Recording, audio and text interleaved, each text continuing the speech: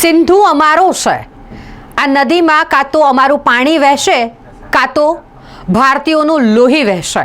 આ જે રોક્યું છે પાકિસ્તાનના પૂર્વ વિદેશ મંત્રી બિલાવલ ભુટ્ટોએ। તેણે ચોખ્ખા શબ્દોમાં કહીએ તો ભારતને ધમકી આપી છે કે સિંધુ જળ કરાર તોડવાની કોઈ પણ કોશિશ એ પાકિસ્તાન જંગ સમજશે અને પાકિસ્તાન આ જંગનો આ યુદ્ધનો સામનો કરશે। ભારત દ્વારા મહત્વના 5 નિર્ણયો લેવામાં આવ્યા અને જેમાંનો સૌથી મહત્વનો અને પાકિસ્તાન માટે નુકસાનકારક સાબિત થઈ શકે તેવો નિર્ણય એટલે કે સિંધુ જળ કરાર સ્થગિત કરવાનો નિર્ણય અને જેને લઈને પાકિસ્તાનના લોકોમાં રોષ પણ જોવા મળી રહ્યો છે। પાકિસ્તાન જે રીતે આતંકવાદ પેદા કરે છે, આતંકવાદીઓનું પાલન પોષણ કરી રહ્યું છે, ત્યારે પાકિસ્તાન સાથે હવે વાર્તાલાપ શક્ય નથી, આ કીધું છે ભારતની સરકારે।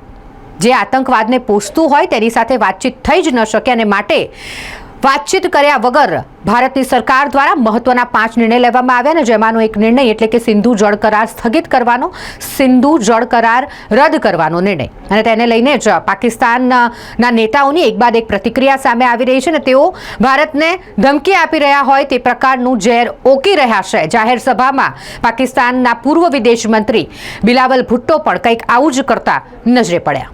इस